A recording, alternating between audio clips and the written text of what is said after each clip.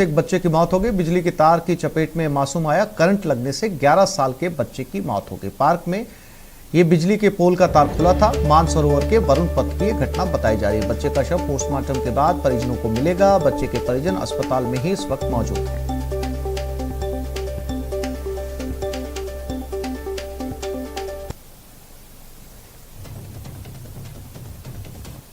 Jaipur greater नगर निगम को यदि हत्यारा नगर निगम कहा जाए तो कोई गलत बात नहीं होगी, क्योंकि बीती रात इसी ग्रेटर नगर निगम की लापरवाही ने एक घर के चिराग को बुझा दिया है। दरअसल जयपुर के सेक्टर 42 में, जो कि मानसरोवर इलाके का है, वहां पर अभी हम मौजूद हैं और यहाँ पर आप देख सकते हैं जो बिजली का पोल एक गार्डन में लगा हुआ है। इस बिजली के पोल के जो तार थे, ये बिजली के तार ये यहाँ पर इस तरीके से खुले पड़े थे। अभी तो इस पर टेप लगी हुई है, लेकिन बीती रात यहाँ पर टेप भी नहीं थी। और ऐसे में जब बच्चे यहाँ पर खेल रहे थे तो एक मासूम 11 साल का जो गौरव केसवानी था, वो इस तार की चपेट में आ गया, करंट की चपेट में आ गया और उसके चलते उसकी यहीं पर मौके पर मौत हो गई।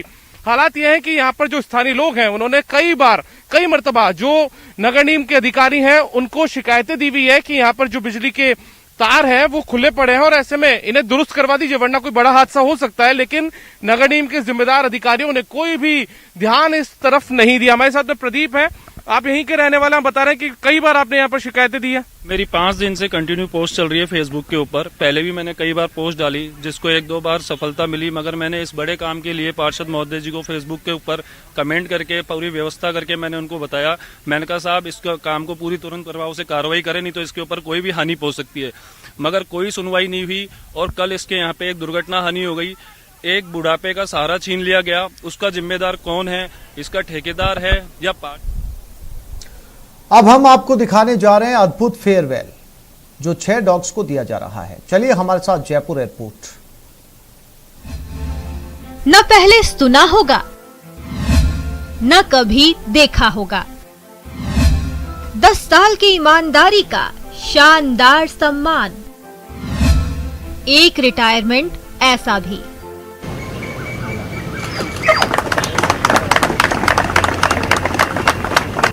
जी हाँ, ये सम्मान है उन वफादारों का जो 10 साल से दिन रात एयरपोर्ट की सुरक्षा में मुस्तैद हैं। ये जश्न है 10 साल की सेवा का इनाम है। CISF में तैनात 6 डॉग्स की विदाई का अनोखा समारोह है। ऐसे कितने ही मौके आए जब इन 6 डॉग्स ने अपनी जान पर खेलकर एयरपोर्ट की हिफाजत की और 10 साल की सेवा के बाद इन्हें जिम्मेदारियों से मुक्त कर दिया गया।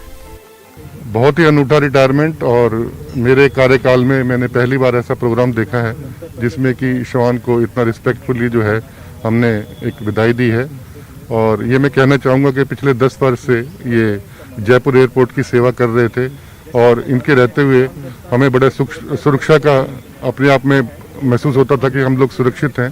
और समय समय पर इन्होंने ऐसे भी केस पकड़े हैं जो कि हमारे लिए बहुत ही महत्वपूर्ण थे, जो शायद as a human being, as a man, जो मैं डिटेक्ट नहीं कर पाता, वो क्वालिटी इनमें स्नीफिंग की थी। इस वजह से हम इन केसेस को डिटेक्ट कर पाए। इन 6 डॉग्स की जगह दूसरे नए 6 डॉग्स की भर्ती की गई है, जिनके ऊपर अब एयरपोर्ट की जिम्मेदारी होगी और रिटायर्ड हुए इन 6 डॉग्स की नीलामी की जाएगी। जितनी तारीफ करें कम है और हमारी सुरक्षा मुझे लगता है कि बगैर श्वान दस्ते के अधूरी है।